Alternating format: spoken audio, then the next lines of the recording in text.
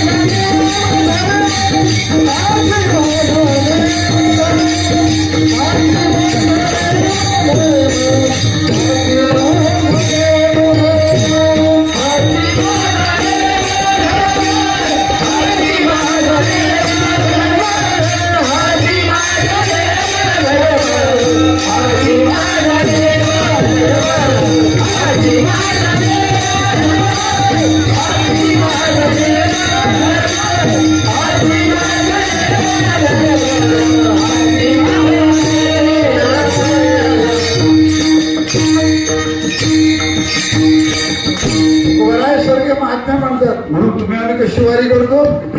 तुकोबारायांच्या शब्दावर विश्वास वारी करतो. पंढरीचा वार करी तुम्ही आम्ही जातो पंढरपूरला. म्हणून तुकोबारायाने अभंगाच्या पहिल्या कडव्यांना पहिला शब्द वापरलाय मुखी आणि दुसरा शब्द वापरलाय नामाला सोडवलं की मुख लगेच सोडतं. पहिले नाम बघायला पाहिजे. हे नाम कसं आहे. नामा संकीर्तन साधन पैसोपे जळतील पापे जन्मांतरी. आपण आपल्याला दिसायला पाहिजे ना. आग लागेल की दिसत की आपलं पाप जळालेलं आपल्याला दिसायला. तुलाच दिसत, दुसऱ्याला दिसत नाही. तुलाच दिसत. काय आहे 3 युग होऊन गेले. लोक म्हणतात का महाराज सगळ्यात वाईट कलियुग आहे. या कलियुगात काय काय बघायची डोळ्याला येते काय आम्हाला सांगता येत नाही असं माणूस म्हणत असतो. तुम्ही मला खरं सांगा कलियुग चांगलं कृतयुग चांगलं.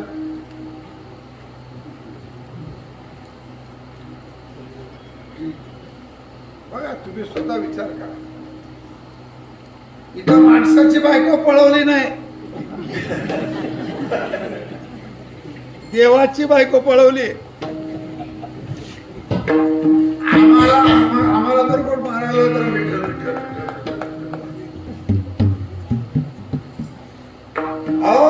देवीला सुद्धा युद्ध करावं लागलं की नाही का नाही.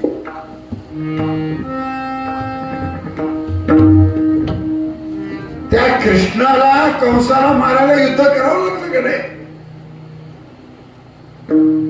त्या रामाला रावणाला मारायला युद्ध करावं लागलं का नाही. तुम्हाला युद्ध जन्मल्यापासून कधी करावं लागलं का? मग ते युग चांगलं का हे युग चांगलं? हे युग खूप चांगलं आहे. पहिल्याच्या 3 युगामध्ये इथं पाप करायचं आणि वर जाऊन फेडायचं. आता डायरेक्ट रिचार्ज आहे.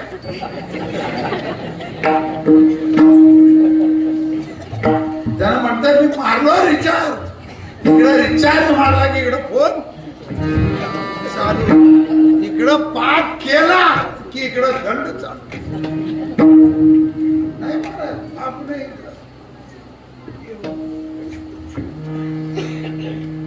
कलियुग खूप चांगलं आहे. आणि तुम्हाला सांगतो,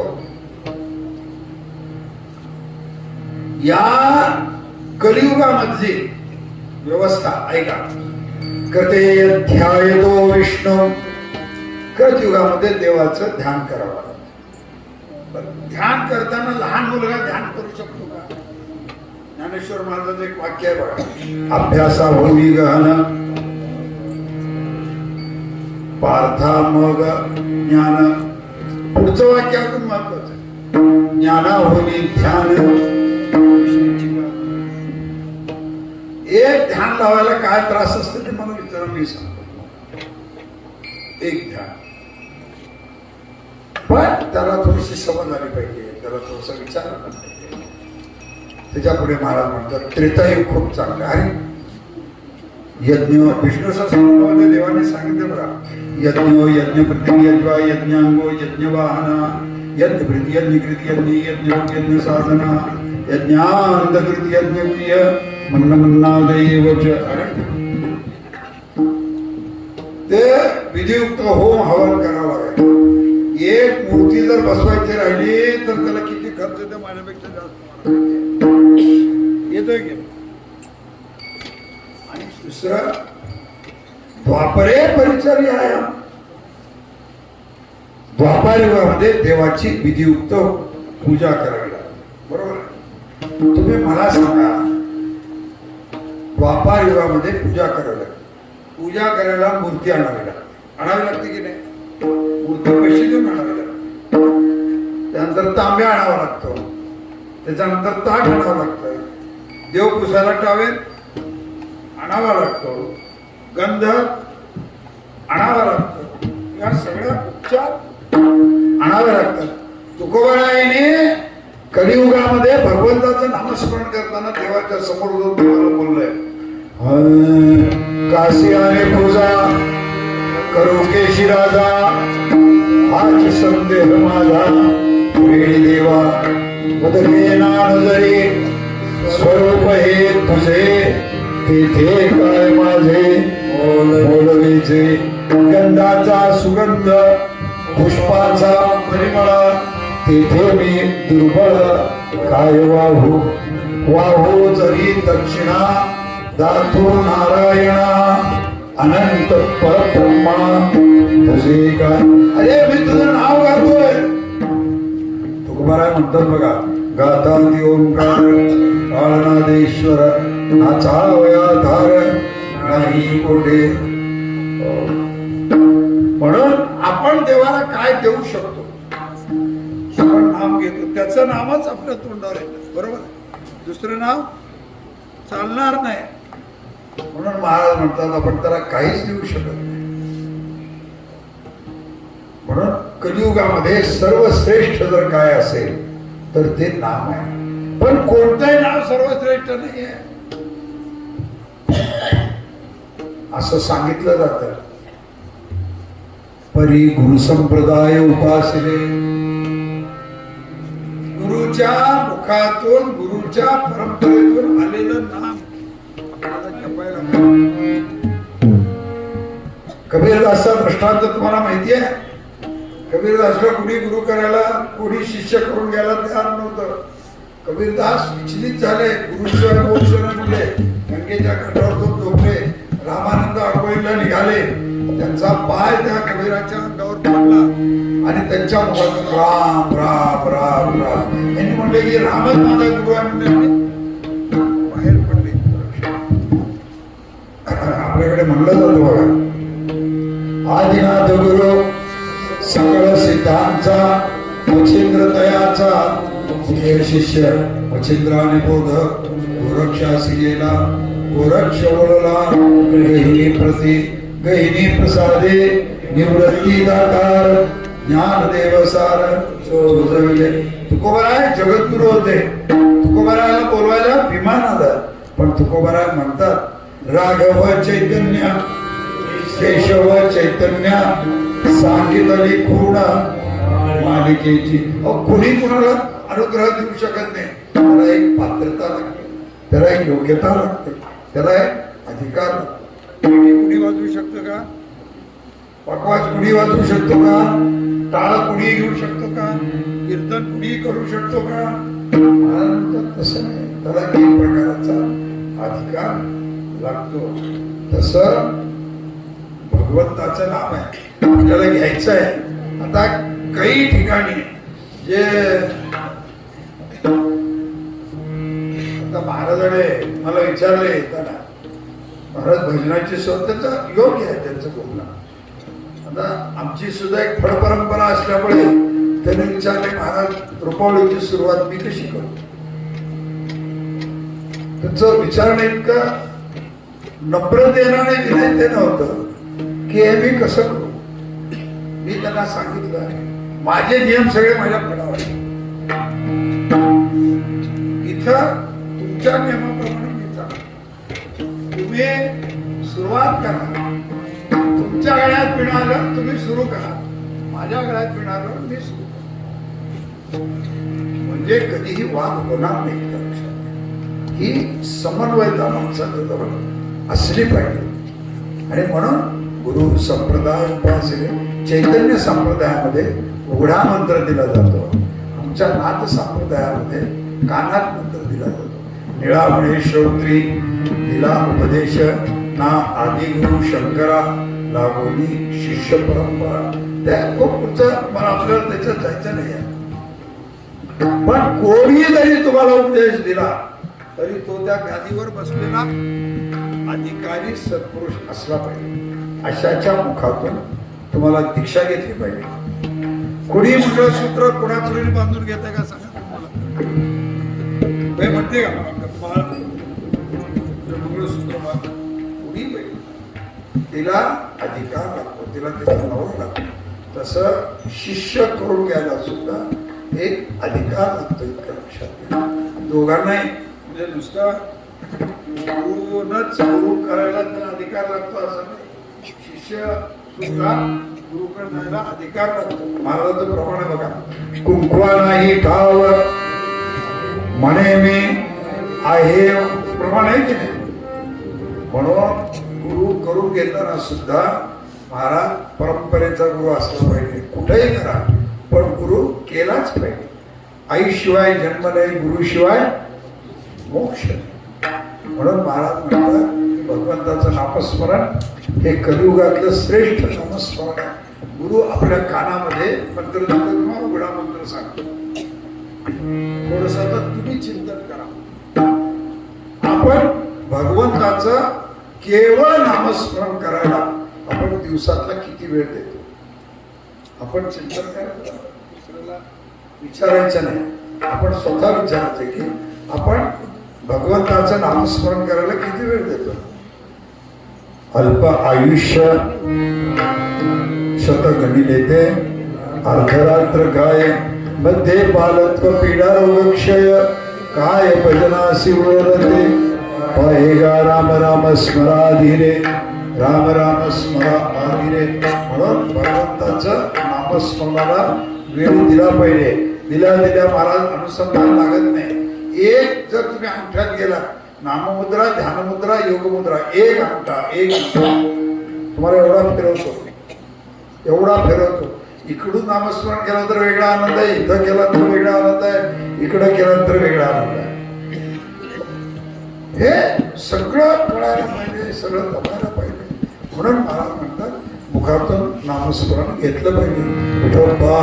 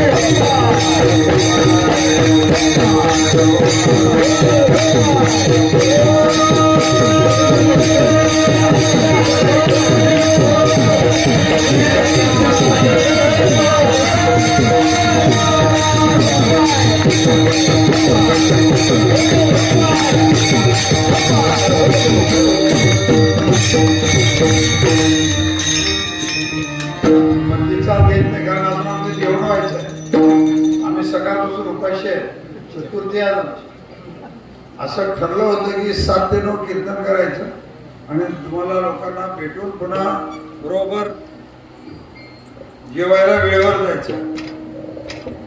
पण ते म्हणतात ना, लल्लाटीचे लिहिले काही केले का न मोडे. आज सकाळी खूप मोठा यज्ञ असतो औषधा.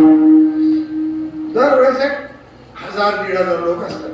आज 2-4 हजार लोकांच्या वर लोक आले जातात. त्या सगळ्याला देऊन भेटून दर्शन देऊन बाहेर निघेपर्यंत असा वेळ लागला. त्याच्यामुळं मला इथे यायला वेळ झाला. आणि इथं यायच्या आधी एक आमच्या अशोक गर्जे ते अशोक गर्जे वारला बिचारा कोरोनामध्ये.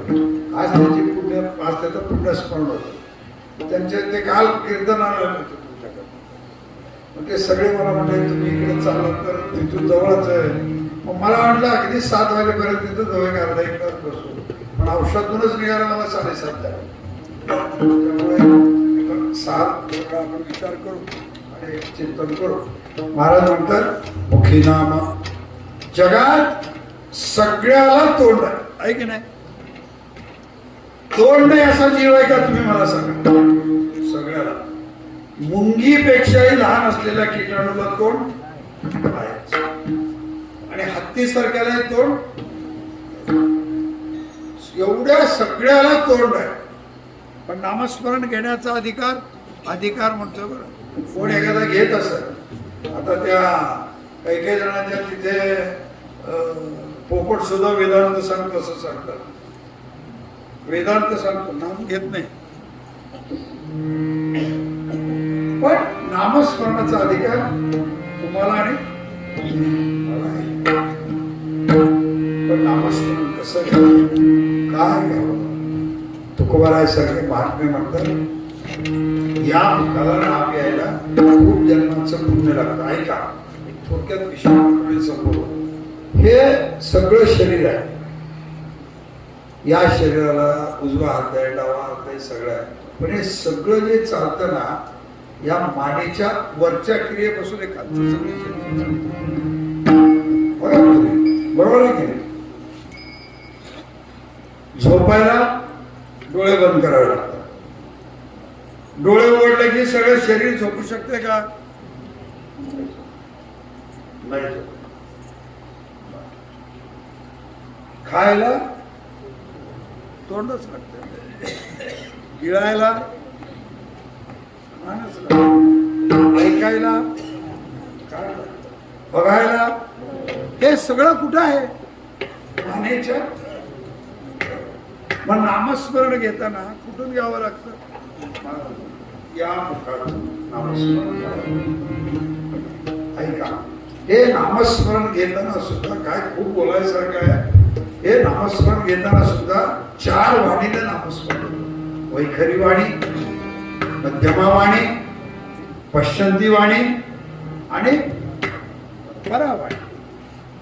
या 4 प्रकार. आता या 4 वाणी कसं मग याला रक्षणा कशी होती. जह दक्षिणा कशी, जयदा जह दक्षिणा कशी, अजह जह दक्षिणा. महाराज एक स्वतंत्र संचिंतनाचा खूप चांगला विषय. हे सगळं ऐकलं पाहिजे महाराज. हे सगळं ऐकलं पाहिजे आणि हे ऐकल्याशिवाय आपल्याला कळणार नाही.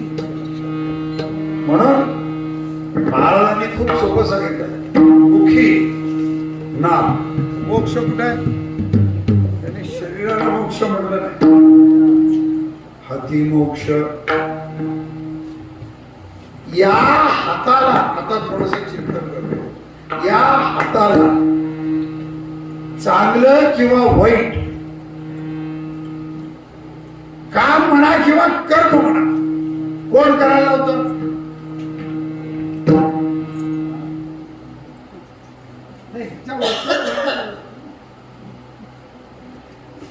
चांगलं करेल किंवा ते करत असताना तो करतो याच्याने.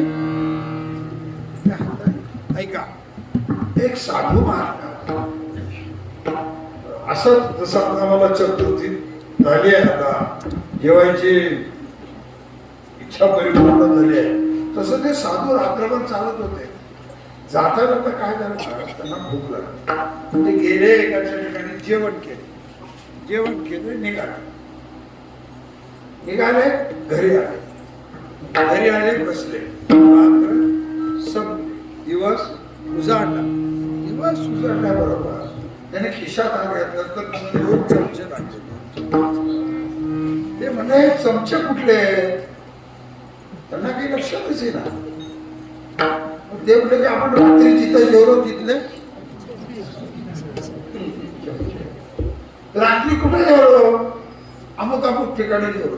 ते घर कुणाचं होतं? ते चोराचं घर होतं. चोराच्या घरात कोण जेवला? माणूस जेवला नाही, साधू जेवला. साधू संत थोडा सौम्य तर असतो, साधू त्याच्यापेक्षा कडक असतो.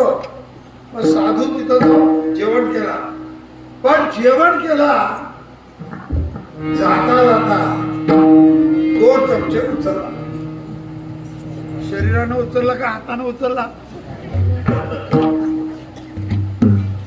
बुद्धीनं पाप करायला लावली, पण पाप कुणी केला? या महाराज शास्त्र सांगतं, हात उचलताना सुद्धा 100 विचार केला पाहिजे. लोकांना काय, आता आमच्यासारख्या महाराजांना काय वाटतं, तुम्ही येता आमचे पाय पडता, आम्हाला वाटतं खूप मोठ्या लोक येतात, तुमचे पाय पडतात. त्यांना येऊन पाया पडला, त्याचं पाप माझ्या पायावर घातला आणि माझं पुण्य मग त्यांना हुशार का मी हुशार? अरे मी छाती काढूनच राहतो, काही नसतो बेट्या. तिथं गेलं, यमाचे यमदंड पैसे दिलं माझा, तेव्हा तुझा रक्षिता कोण आहे? आता ते खूप ह्याच्यावर सुद्धा बोलण्यासारखं आहे.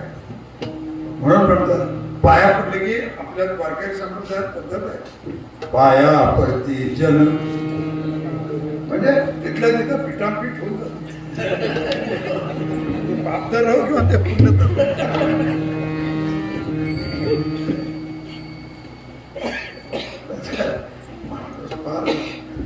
जोरात असतो.